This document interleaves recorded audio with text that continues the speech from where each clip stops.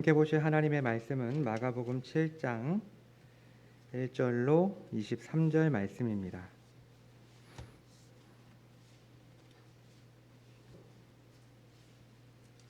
신약성경 64페이지에 있습니다. 마가복음 7장 1절로 23절 말씀, 저와 여러분이 한 절씩 교독하고 23절은 함께 읽도록 하겠습니다. 바리새인들과 또 서기관 중 몇이 예루살렘에서 와서 예수께 모여들었다가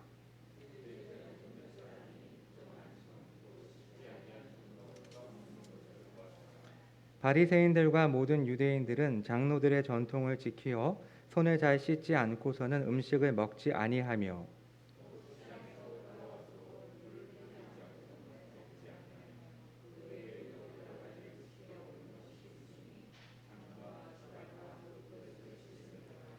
이에 바리새인들과 서기관들이 예수께 묻되 어찌하여 당신의 제자들은 장로들의 전통을 준행하지 아니하고 부정한 손으로 떡을 먹나이까?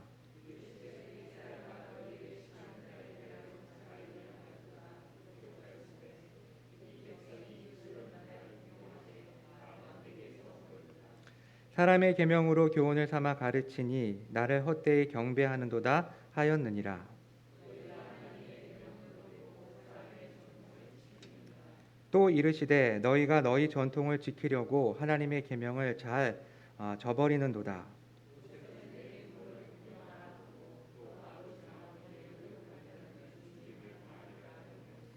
너희는 이르되 사람이 아버지에게나 어머니에게나 말하기를 내가 드려 유익하게 할 것이 고르반 곧 하나님께 드림이 되었다고 하기만 하면 그만이라 하고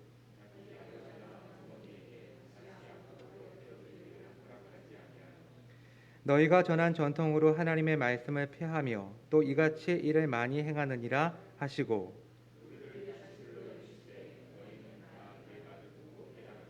무엇이든지 밖에서 사람에게로 들어가는 것은 능히 사람을 더럽게 하지 못하되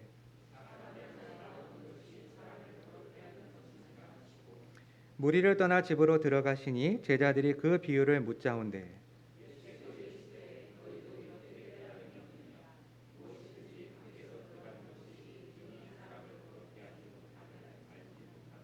이는 마음으로 들어가지 아니하고 배로 들어가 뒤로 나감이라 이러므로 모든 음식물을 깨끗하다 하시니라.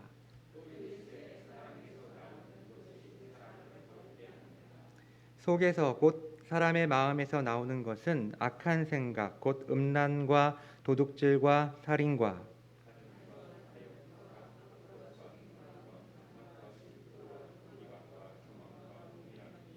이 모든 악한 것이 다 속에서 나와서 사람을 더럽게 하느니라. 아멘. 오늘 제목은 쓸데없는 일을 하는 사람들이라는 것이 오늘 설교의 제목입니다. 물론 성향의 차이일 수는 있지만 어떤 분들은 설교 제목을 정하면서 굉장히 많은 공을 들입니다. 그래서 이 설교의 내용을 압축하는 한 문장으로 만들어서 그것을 설교의 제목으로 하는 분이 계신가 하면 저는 설교 제목을 정할 때 사람들이 설교 제목을 듣고 그 내용을 유추하는 것이 싫고 그리고 또 나중에 제가 어떤 본문으로 설교를 했는지를 쉽게 찾기 위해서 아직까지는 나중에 또 어떻게 변할지는 모르겠지만 아직까지는 비교적 평이하게 그리고 본문의 내용을 설명하는 설교 제목을 짓고 있습니다. 그러나 오늘 설교는 평소와는 좀 다르게 설교 자료를 준비하는 과정 속에서 제목이 머릿속에 떠올랐습니다. 쓸데없는 일을 하는 사람들.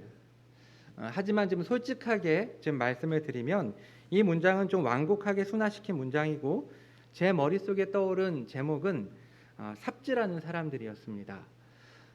여러분 삽질이란 뜻을 정확히 어떠한 뜻인지 정확하게 알고 계십니까? 제가 지금 사전을 찾아봤는데 삽질은 두 가지의 의미가 있더라고요. 우리가 생각하는 삽질, 정말 삽을 가지고 삽질할 때 그 삽질을 말하는 그 삽질이 있고 또 하나는 여러분이 생각하는 그 삽질을 의미합니다. 제가 인터넷에서 나온 그 내용을 인용하도록 하겠습니다. 삽질은 쓸모없는 일을 하다는 뜻으로 사용되는 한국의 관용어이다. 삽질이란 어원의 기원은 일반적으로 군대에서 상급 간부들이 병사들에게 규율을 세우려는 의도로 쓸모없는 일, 예를 들어 삽으로 땅을 판 후 그걸 메꾸는 등의 것으로 이해되고 있으나 간혹 공사판에서 중장비를 쓰면 될 것을 굳이 몸으로 때워 재정을 줄여보겠다는 의도로 삽을 열심히 드는 것으로 혼동하기도 한다. 라는 것이 또 다른 삽질의 의미입니다. 저는 설교 자료를 준비하면서 본문 속에서 삽질하는 사람들의 모습을 볼 수가 있었습니다. 그렇다면 오늘 본문 속에서 삽질하는 사람들은 누구이며 과연 그들은 어떠한 삽질을 하고 있는지 한번 살펴보도록 하겠습니다. 오늘 본문은 커다란 두 개의 이야기로 구성되어 있습니다. 전반부는 1절로 13절 예수님과 종교 지도자들 간의 논쟁이고, 후반부는 14절로 23절 예수님의 해석 이야기로 나눌 수가 있습니다. 물론 이 두 개의 커다란 이야기는 각각 또 상세하게 구조 분석을 할 수가 있지만 본문을 주의하면서 그 내용을 다루어 보도록 하겠습니다. 먼저 오늘 이야기는 1절에서 볼 수 있는 것처럼 바리새인들과 서기관 중 몇 사람이 예루살렘에서부터 예수님을 찾아오면서 이야기가 시작됩니다. 그렇다면 이 종교 지도자들은 왜 먼 예루살렘에서부터 이 갈릴리 지역까지 예수님을 찾아온 것일까요? 이 사람들은 예수님에 대해서 어떠한 생각, 어떠한 마음을 가지고 있었을까요? 오늘 본문에 이르기까지 이미 몇 차례에 걸쳐서 이들은 예수님과 논쟁을 한 적이 있었고, 또한 누가복음 3장에 따르면 이 바리새인들은 헤롯 왕과 함께 예수님을 죽이려는 음모를 꾸미고 있었기 때문에 이 사람들이 예루살렘에서부터 예수님을 찾아온 것은 결코 좋은 목적, 선한 이유가 아니라는 것을 우리는 짐작할 수가 있습니다. 그런데 하나의 사건이 일어납니다. 오늘 이야기의 발단이라고 할 수가 있겠죠. 예수님의 제자 중 몇 사람이 손을 씻지 않고 음식을 먹었고 종교 지도자들이 이 장면을 목격한 것입니다. 자, 그렇다면 손을 씻지 않고 음식을 먹은 것이 왜 문제일까요? 이것은 단순히 위생상의 문제가 아닙니다. 2절을 보면 부정한 손이라고 말하고 있는데 이것은 의식적인, 제의적인 부정함을 의미합니다. 자, 그렇다면 이 종교 지도자들은 왜 손을 씻지 않은 행동이 부정하다고 한 것일까요? 그 이유는 장로들의 유전, 장로들의 전통 때문이었습니다. 당시 유대인들은 모세가 시내산에서 두 개의 토라를 받았다라고 생각을 했어요. 하나는 기록된 토라이고 또 하나는 구전 토라인데, 기록된 토라는 말 그대로 모세가 기록을 해서 모세 오경으로 전해 내려왔고, 또 하나는 구전 토라는 장로들의 이 구술 가르침을 통해서 전수되어 왔다라고 생각을 했습니다. 그런데 그 구전 토라에 따르면, 그들의 전통에 따르면 식사 전에 손을 씻도록 규정하고 있었기 때문에 손을 씻지 않은 이 제자들의 행동은 잘못된 것, 곧 장로들의 전통을 위반한 것이라고 지금 이 종교 지도자들은 예수님께 문제를 제기한 것입니다. 특별히 3절과 4절의 부연 설명을 하자면, 마가가 이 복음서를 기록하면서 이 복음서를 읽는 사람들이 대부분 이방인 신자들이었기 때문에 이 장로들의 전통을 상세하게 설명한 것이라고 할 수가 있습니다. 그런데 바리새인들이 말하고 있는 전통은 사실은 성전 제사 때 제사장이 씻는 예식에 대한 성경적인 지침을 모든 유대인들이 가정에서 음식을 먹을 때 시행하도록 확대 적용한 것입니다. 무슨 말입니까? 이것은 특별한 경우에 특별한 사람들이 지켜야 되는 규칙인데 이것을 확대시켜서 일반 사람들이 지키도록 그것을 규례로 정해놓은 것이죠. 그러니까 지금 이 종교 지도자들은 어떻게 보면 오버를 해서 성경 말씀을 좀 더 확대시켜서 일반인들에게 적용시키고 있는 것입니다. 자, 그렇다면 왜 이 종교 지도자들은 어떠한 이유로 성경을 확대 적용해서 이 과도하게 적용을 하고 있는 것일까요? 이 사람들의 율법과 전통에 대한 이해는 제2성전기의 문맥에서 이해할 수가 있습니다. 바벨론 포로기를 거친 유대인들은 그동안 자신들이 하나님의 율법을 잘 지키지 않았기 때문에 하나님의 징벌을 받아서 포로 생활을 했다라고 생각을 했습니다. 사실 이 말은 맞는 말이죠. 그리고 포로기를 마치고 팔레스타인 땅으로 돌아온 이스라엘 백성들은 이방인들과 함께 섞여 살 수밖에 없게 되었고, 자연스럽게 율법을 잘 지키려는, 그리고 하나님 나라의 백성으로서 이 정체성을 가져야 한다라는 의식이 팽배했습니다. 왜 그랬을까요? 또다시 포로기를 겪어서는 안 됐기 때문에 이러한 사고, 이러한 의식이 유대인들의 사고를 지배하고 있었던 것입니다. 때문에 이러한 맥락에서 율법을 준수하는 것, 그래서 정결 규례나 음식법, 할례, 안식일법 등을 강조한 것입니다. 게다가 예수님 당시에 이 강경파 바리새인들의 눈에 비친 이 팔레스타인 땅은 헬라 문화와 로마의 강력한 군사력에 의해 오염되고 있던 상황이었습니다. 따라서 더 강력하게 정결법 준수를 통해서 외부 세계와의 이 접촉을 통해서 부정한 것이 자기들에게 들어오는 것을 막기 위해서, 스스로를 지키기 위해서 더 엄격하게 이 규례를, 이 규칙을 만들어서 지키고 있었습니다. 그래서 그들은 예수님께 따집니다. 5절 말씀이죠. 이에 바리새인들과 서기관들이 예수께 묻되 어찌하여 당신의 제자들은 장로들의 전통을 준행하지 아니하고 부정한 손으로 떡을 먹나이까? 이러한 종교 지도자들의 도전에 예수님은 이제 응답을 하십니다. 그것이 6절로 13절에 나오는데요. 예수님의 답변은 단순한 변호, 디펜스가 아니라 역도전, 역공격의 성격을 띠고 있습니다. 예수님은 먼저 6절에서 자신을 향해 따지고 있는 이 종교 지도자들을 향해서 외식하는 자라고 지칭을 하십니다.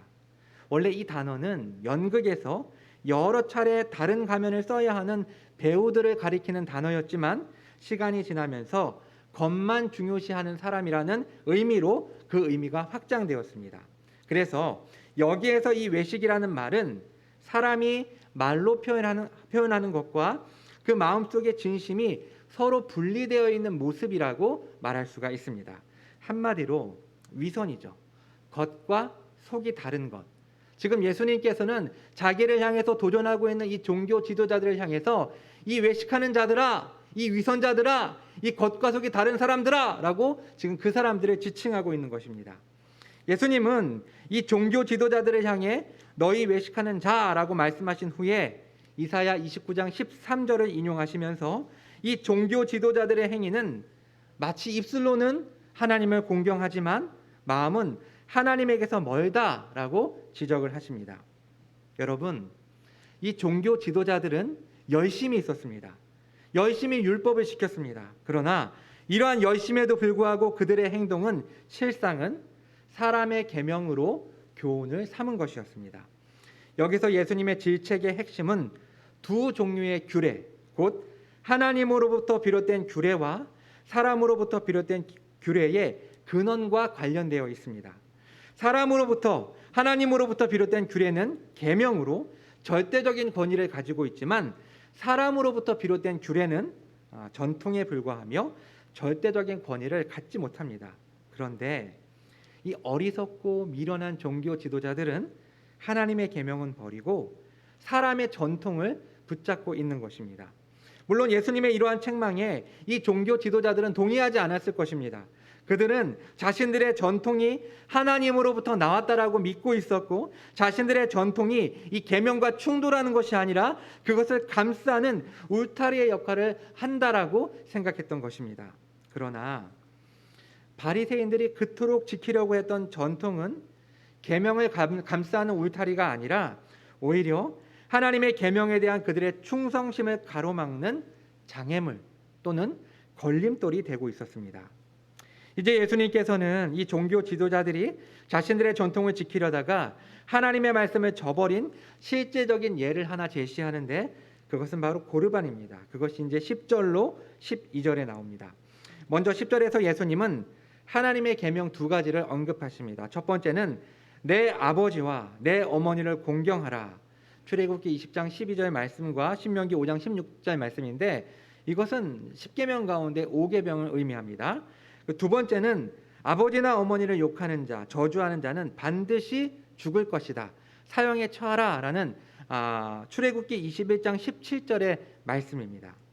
이처럼 예수님은 먼저 두 가지의 중요한 하나님의 계명을 말씀하신 후에 이 계명들을 무시하게 만드는 장로들의 전통으로 고르반을 말씀하고 있는 것입니다. 자, 그렇다면 고르반이 뭘까요? 11절과 12절에 그 내용이 나와 있는데요. 너희는 이르되 사람이 아버지에게나 어머니에게나 말하기를 내가 드려 유익하게 할 것이 고르반 곧 하나님께 드림이 되었다고 하기만 하면 그만이라 하고 자기 아버지나 어머니에게 다시 아무것도 하여 드리기를 허락하지 아니하여. 제가 이 본문을 우리말 성경으로 다시 한번 읽어보도록 하겠습니다. 그러나 너희는 내가 아버지나 어머니에게 드리려던 것이 고르반 곧 하나님께 드리는 예물이 됐다라고 하면 그만이라면서 너희 부모를 더 이상 봉양하지 않으니. 자, 이 일을 위해서 좀 더 제가 설명을 하도록 하겠습니다. 이것은 바리새인들이 자신들이 소유한 물질 가운데 고르반 곧 하나님께 예물이 되었습니다라고 말하기만 하면 그 물질을 여전히 자신들이 소유하고 있지만 자기 부모에 대한 물질적 봉양의 의무를 회피할 수 있다라는 제도, 전통이라고 말할 수가 있습니다. 그러니까 연로하신 부모님은 자녀들의 물질적인 도움이 필요한데 자식은 부모를 돕지 않으려고 이러한 나쁜 법을 이용하고 있는 것입니다. 아니 그렇다면 이 고르반은 도대체 어떻게 그리고 무슨 근거로 만들어진 것일까요? 이것은 민수기 30장 2절에서 사람이 하나님께 서원한 것, 서약한 것이 있으면 깨트리지 말고 지켜야 한다라는 말씀을 근거로 이러한 악한 전통을 만든 것입니다. 물론 이것을 처음 만들 때는 좋은 의도, 즉 하나님을 우선순위로 생각하고 하나님께 예물을 놓치지 않기 위해 설령 부모라 할지라도 하나님께 예물을 드리겠다라는 선한 의도로 만들어진 전통이었을 것입니다. 하지만 시간이 흐르면서 고르반 제도를 악용하는 인간의 악한 품성이 드러난 것입니다. 그래서 이 고르반 규정은 부모를 봉양하는 데 있어서 매우 편리한 책임 회피 수단으로 사용되었던 것입니다. 결국 이 종교 지도자들은 이 고르반 규정을 이용하여서 부모를 공경하라는 5계명을 어기고 또 부모를 욕하는 자는 사형에 처하라는 계명까지도 어기고 있는 것입니다. 그래서 예수님께서는 13절에서 너희는 너희가 전하여 준 전통으로 하나님의 말씀을 폐하고 있다라고 말씀하십니다. 예수님의 이 말씀은 하나님의 말씀을 하나님의 율법과 하나님의 계명을 지키기 위해 발전되어 왔던 이 장로들의 전통이 정작 하나님의 말씀을 폐하는 하나님의 말씀을 무효화시키는 어처구니 없는 결과를 가져왔다라는 것을 말씀하고 있는 것입니다. 그리고 계속해서 예수님께서는 13절의 하반절에서 이렇게 하나님의 말씀을 폐하는 이들의 전통이 고르반 규정 말고도 더 많이 있다라고 지적하고 있습니다. 그리고 이제 후반부의 이야기가 시작됩니다. 예수님께서는 예루살렘에서 온 종교 지도자들과 이 장로들의 전통을 주제로 논쟁하신 후에 이 본래의 주제로 다시 되돌아와서 무엇이 참으로 부정한 것인지에 대한 교훈을 말씀해 주십니다. 그러니까 1절로 13절까지 있었던 전반부의 이야기와 14절부터 23절까지 이어지는 후반부의 이야기는 모두 부정이라는 주제로 서로 묶여 있는 형국이라고 볼 수가 있습니다. 먼저 14절을 보면 예수님은 무리를 불러서 자신의 가르침을 이해하라고 말씀하십니다. 그리고 곧바로 사람을 더럽게 하는 것이 무엇인지를 설명하십니다. 방금 전에도 언급했던 이 부정이라는 주제는 2절에서 제자들의 부정한 선을 언급할 때 처음으로 등장했고 중간에 3절로 13절에서 장로들의 전통의 이슈로 초점이 옮겨졌다가 다시 이것에 대한 예수님의 설명으로 되돌아온 것입니다. 예수님께서는 무엇이든지 밖에서 사람에게 들어가는 것이 사람을 더럽게 하지 못하고 사람 안에서 나오는 것이 사람을 더럽게 한다라고 말씀하십니다. 우리는 여기서 무엇이든지 밖에서 사람에게 들어가는 것에서 이 무엇이 구체적으로 언급되지는 않았지만 이후의 설명을 통해서 이것이 음식이라는 것을 알 수가 있습니다. 그래서 앞단락의 내용과 연결시켜서 씻지 않는 손으로 먹은 음식이 사람을 더럽게 할 수 없다라는 의미라는 것을 추론할 수가 있습니다. 그렇다면 반대로 사람 안에서 나오는 것이 사람을 더럽게 한다라고 했을 때 사람 안에서 나오는 것은 과연 어떠한 것을 의미하는 것일까요? 하지만 예수님은 이 무리들에게는 사람 안에서 나오는 것에 대한 구체적인 설명을 해주지 않으십니다. 그리고 17절을 보면 예수님께서는 무리를 떠나 집으로 들어가신 후에 제자들의 질문에 그 의미를 상세하게 설명해 주십니다. 여기서 잠깐 정리해 보겠습니다. 오늘 본문 속에서 예수님의 대화 상대는 계속해서 바뀌는 것을 볼 수가 있습니다. 예수님께서는 먼저 예루살렘으로부터 온 종교 지도자들과 말씀을 하셨고, 두 번째는 무리와 말씀을 하셨고, 그리고 이제 세 번째 제자들에게 말씀을 하십니다. 이야기 속에서 이렇게 대화의 상대가 바뀌면서 그에 따라 가르침의 내용에도 차이가 있다는 것을 우리는 발견할 수가 있습니다. 종교 지도자들에게는 그들이 열심을 내고 있는 이 정결법의 준수가 사실은 하나님의 계명을 폐하는, 무효화시키는 결과를 초래하고 있다라고 비난을 하셨고, 이 무리들에게는 참으로 더러운 것은 씻지 않은 손으로 먹은 음식이 아니라는 것을 말씀해 주셨습니다. 그리고 이제 제자들에게는 사람 안에서 나오는 부정한 것이 무엇인지를 설명해 주십니다. 그리고 예수님은 먼저 아직까지도 예수님의 의도를 깨닫지 못한 이 제자들을 책망하신 후에 굉장히 파격적인 말씀을 하십니다. 18절과 19절 말씀인데요. 예수께서 이르시되 너희도 이렇게 깨달음이 없느냐? 무엇이든지 밖에서 들어가는 것이 능히 사람을 더럽게 하지 못함을 알지 못하느냐? 이는 마음으로 들어가지 아니하고 배로 들어가 뒤로 나감이라. 이러므로 모든 음식물을 깨끗하다 하시니라. 왜 이 말씀이 파격적인 말씀일까요? 여기서 이 모든 음식은 깨끗하다라는 예수님의 가르침은 단순히 이 장로들의 전통을 부정하는 것을 넘어서 이것은 마치 레위기 11장에 나와 있는 음식법, 곧 부정한 음식과 정결한 음식에 대한 규례를 부정하는 것처럼 보이기 때문입니다. 그러면서 예수님은 21절과 22절에서 마음에서 나와 궁극적으로 사람을 더럽히는 12가지의 악한 행동들과 태도를 열거하면서 말씀해 주십니다. 그런데 여기서 우리가 특별히 주목해야 할 것은 마음입니다.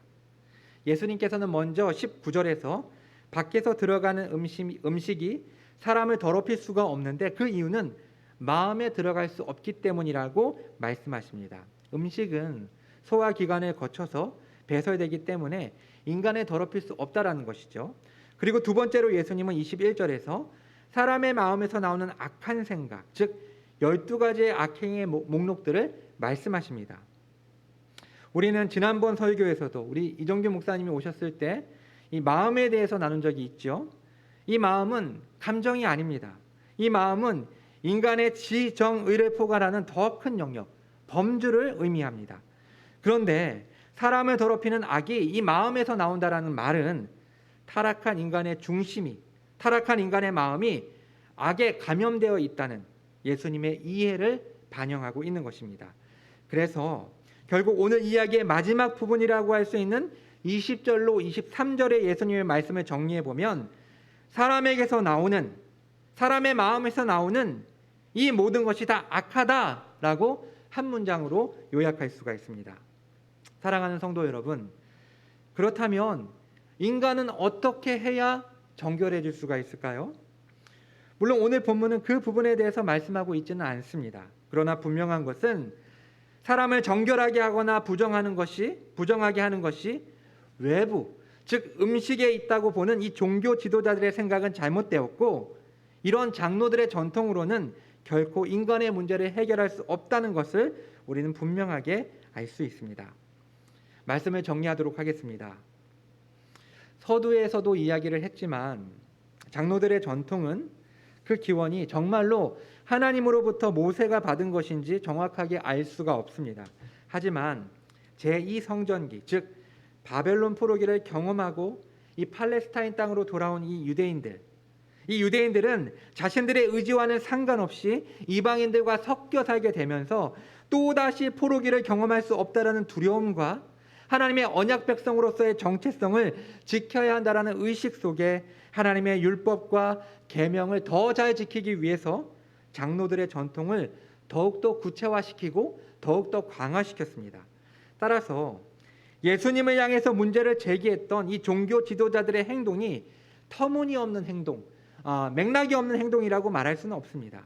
물론 우리는 부정적인 선입견을 가지고 이들을 보고 있지만 이 종교 지도자들에게 있어서 이 문제는 굉장히 중대한 문제, 중요한 문제였던 것입니다.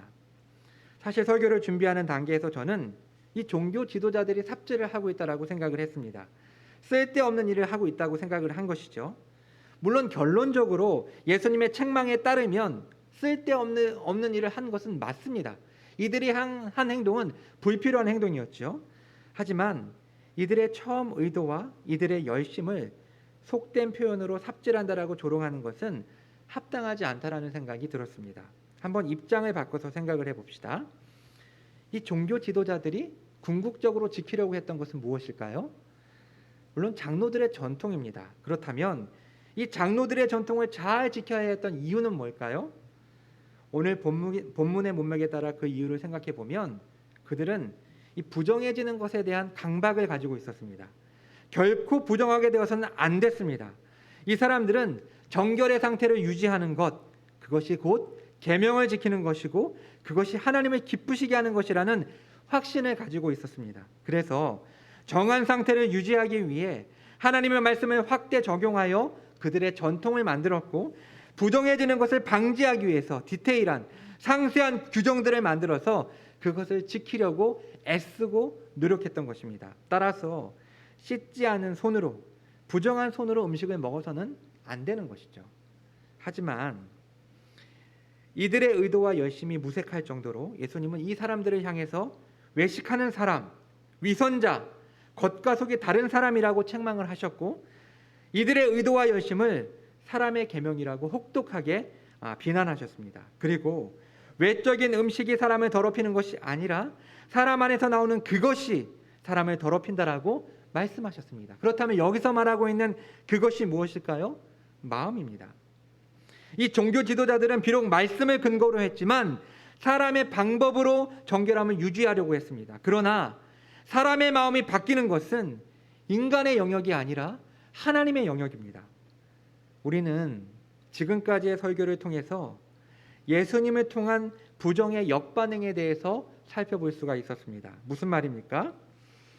구약 율법에 따르면 정결한 것은 부정한 것과 접촉해지면 부정해지며 그럴 경우 정해진 이 정결 예식에 따라서 다시 정결함을 회복해야만 했습니다. 하지만 예수님의 치유 사건을 보면 부정한 병자들, 죽어있는 시체들이 예수님과 접촉했을 때 그들이 가지고 있는 부정함이 예수님께 아무런 영향을 주지 못했고 오히려 그 사람들이 예수님 때문에 정결함과 거룩함을 입고 병이 낫고 죽었던 자가 살아난 것을 우리는 볼 수가 있었습니다. 구약에서 부정한 것을 정결하게 하고 거룩하게 하는 것은 오직 하나님과 그분의 임재뿐이었는데 이제 사람들은 예수님께 나와 예수님과 접촉함으로 정결해지고 거룩하게 되는 것입니다. 그런데 이러한 반응은 비록 육신의 질병과 상태에만 국한된 것이 아닙니다. 마음도 동일합니다. 예수님과 접촉한 사람, 예수님을 믿는 사람만이 정한 열매, 빛의 열매, 성령의 열매를 맺을 수 있는 것입니다. 사람의 속에서 나오는 것들은 악한 열매를 냅니다. 갈라디아서 5장에 따르면 육체의 소욕을 따르면 역시 마찬가지로 악한 열매를 맺을 수밖에 없지만 예수 그리스도를 믿음으로 내주하시는 성령을 따라 사는 사람들은 성령의 열매를 맺게 된다라고 말씀하고 있는데 성령의 열매는 사랑과 실학과 화평과 오래 참음과 자비와 양성과 충성과 온유와 절제니 이 같은 것을 금지할 법이 없다라고 말씀하고 있습니다. 또한 에베소서 5장에서 바울은 우리가 전에는 어둠의 자녀였지만 예수님을 믿음으로 그리스도 안에서 우리가 빛의 자녀가 되었기에 빛의 자녀들처럼 살아야 한다라고 역설하면서 빛의 열매는 모든 착함과 의로움과 진실함에 있다라고 말씀하고 있습니다. 사랑하는 성도 여러분, 결국 우리가 정결해 줄 수 있는 유일한 방법은 예수 그리스도를 믿음으로 그리스도와 접촉함으로 새로운 피조물이 되어서 성령의 열매, 빛의 열매를 맺을 때에 우리가 정결해질 수 있는 것입니다.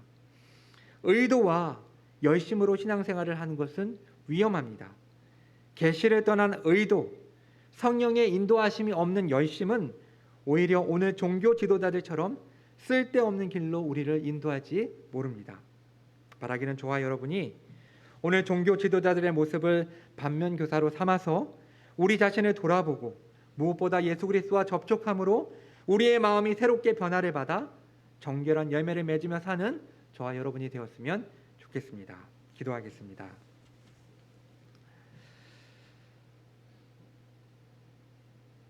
말씀에 대한 열심을 가지고 전통을 만들어서 그 말씀을 잘 지키려고 했던 이 종교 지도자들은 결국에는 사람의 마음이 결코 하나님과의 접촉이 없이는, 예수님과의 접촉이 없이는 정결해질 수 없다라는 사실을 놓치고 그들의 열심과 그들의 의도로 종교 생활을 하고 있었습니다.